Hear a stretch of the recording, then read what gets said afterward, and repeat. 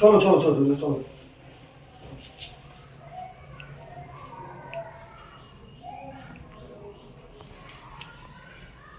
Hello guys, তো কালকে মেহেন্দি পরেছিলাম, তার রংটা কত সুন্দর এসেছে।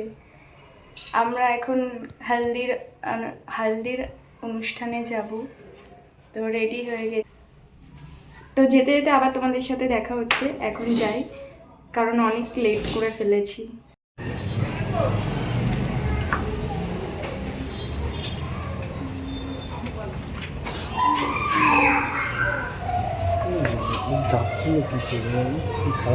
না, বলবি তো খারাপ লাগে।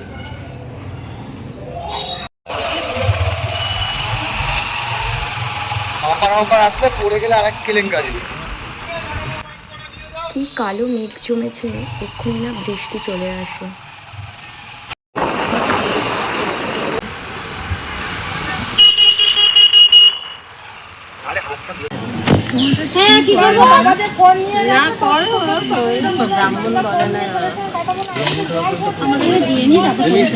আমাদের আছে শঙ্খ, এমনিতে শঙ্খটা দাও, শঙ্খটা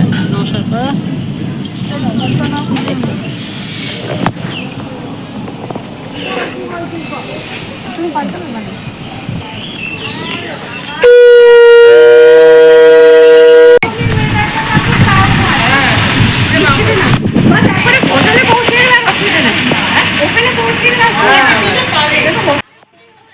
আমরা গেছিলাম সবাই মিলে জল ভরতে, যেটা দিয়ে দিদিকে স্নান করানো হবে। এখন বাড়ির দিকে ফিরছি। লুচি আর আলুর তরকারি নিয়ে বসে যাই, এটা হচ্ছে মর্নিং ব্রেকফাস্ট। আর এখানে চলছে বৃদ্ধির কাজ।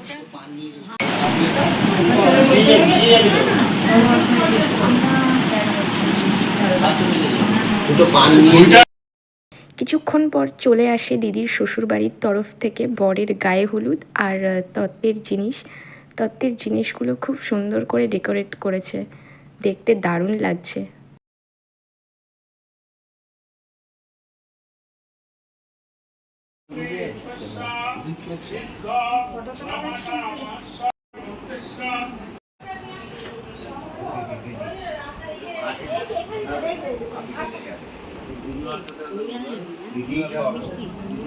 এইটাই মিষ্টি।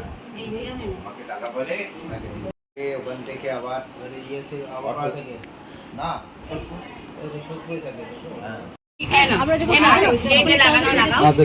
সবাই মিলে বসে। কিছু ভিডিও অ্যান্ড ফটো সেশন করলাম।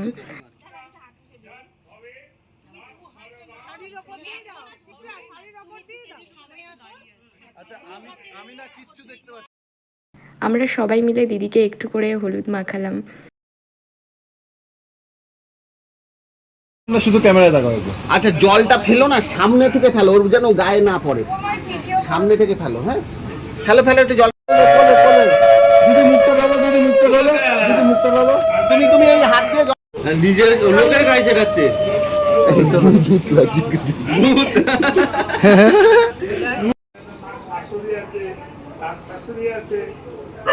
এই শাড়িটা পরা একটা ছবি ছিল, অনেক বছর আগের কথা। তো সেই ছবি দেখে শুভময় আমার প্রতি ক্রাশ খেলছিল। আজ অনেক বছর পর সেই শাড়িটাই পরেছি।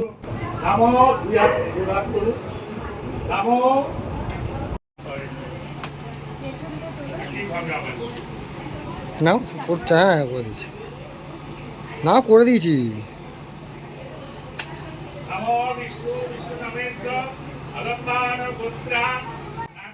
যখন সবাই চলে গেছে তখন আমি একটু ভিডিও শ্যুট করিয়ে নিলাম শুভময়কে দিয়ে।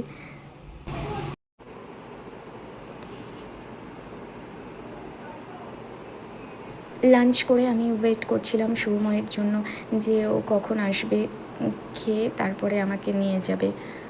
ওর দিদির বিয়ে, তাই ওকেই সবটা দেখতে হচ্ছে, তাই ও ছোটাছুটি করে বেড়াচ্ছে, থাকতেই পারছে না। আফটার অল দিদির বিয়ে বলে কথা, ছোট ভাই, অনেক দায়িত্ব।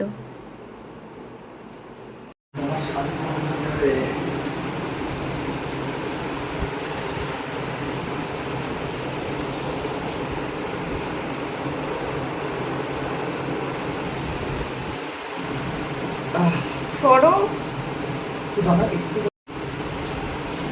তো আমি এই বাড়িতে আসলাম, এসে এবার একটু রেস্ট নেব, দেন আমি এবার আবার বিয়ে বাড়ির সাজের জন্য রেডি হতে হবে, আমাকে সাজতে যাব। ঠিক আছে, বাই।